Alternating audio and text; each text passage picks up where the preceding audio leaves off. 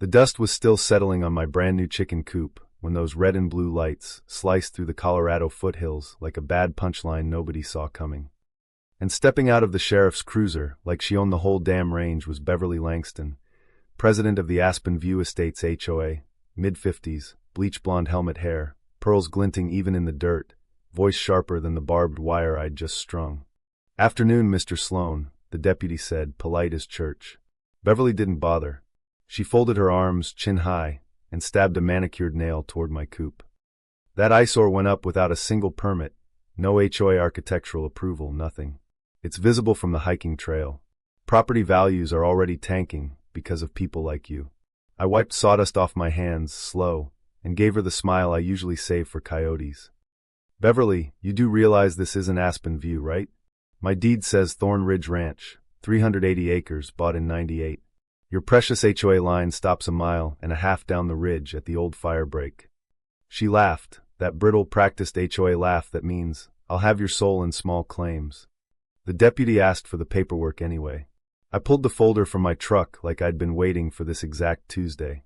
Survey, plat map, county recorder stamp, everything in black and white. Beverly's face went the color of spoiled milk when the deputy nodded. "Checks out, ma'am. This parcel's never been part of your association."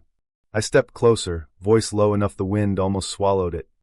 "Next time you drag law enforcement onto land you don't own, I'll have you cited for filing a false report. And Beverly, trespassers get educated the old-fashioned way out here." She spun on her designer boots, stormed back to her white Range Rover, and spun gravel like a teenager who just got grounded. I figured that was the end of it. Women like Beverly never quit after 1L.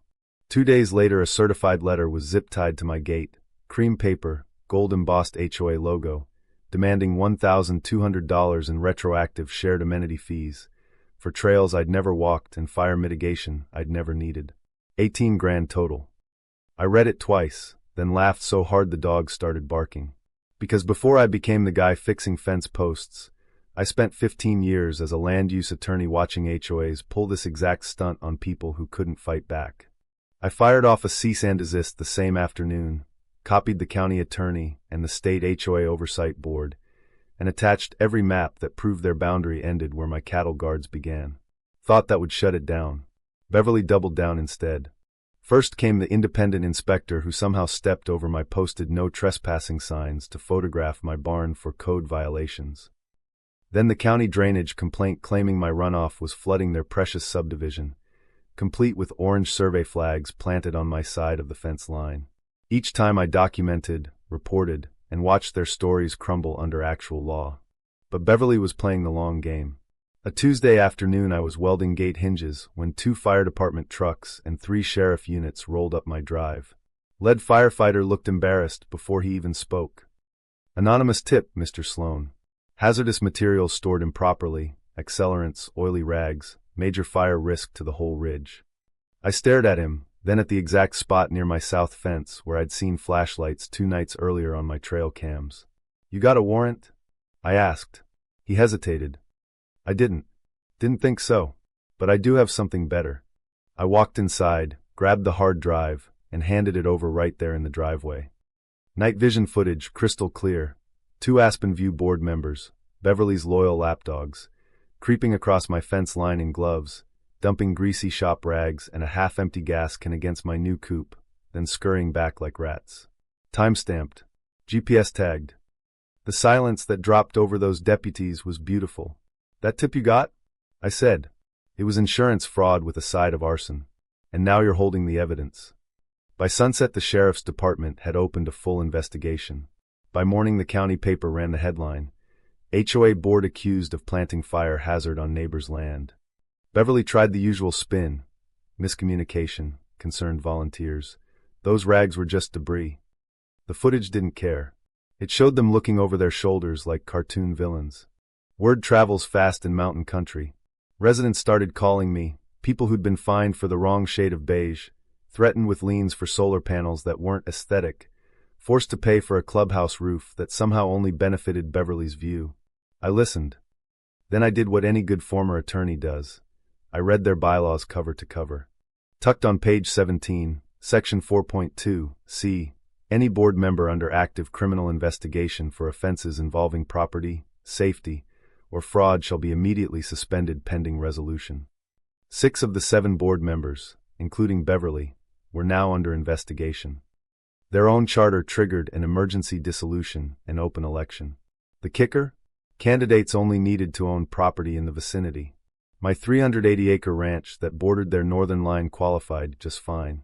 Beverly tried to block my petition, of course. Her lawyer sent a frantic cease and desist claiming I wasn't a true stakeholder.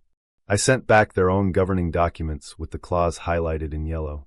Even their attorney folded after reading it twice. The emergency meeting was standing room only. I showed up in my work boots and Carhartt jacket, smelling like pine and honest sweat. Beverly was conspicuously absent, health reasons, her statement said. I stood at the podium, looked every scared, tired resident in the eye, and didn't sugarcoat a thing.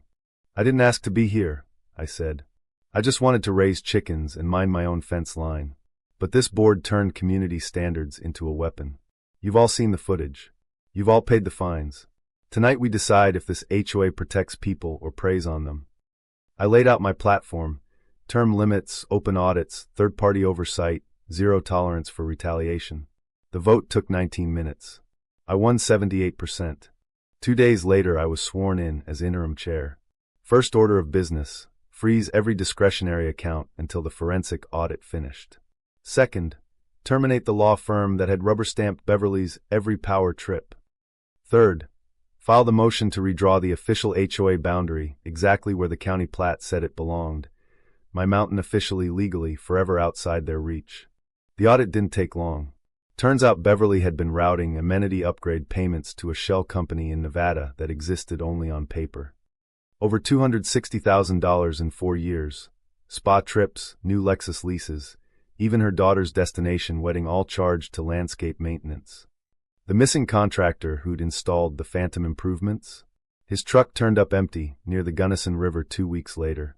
I handed every file to the district attorney myself. Beverly was arrested mid-pedicure at the resort spa 20 miles away. The mugshot, towel on her head, cucumber slices still stuck to her cheeks, made the front page and every local Facebook group. The trial lasted 9 days.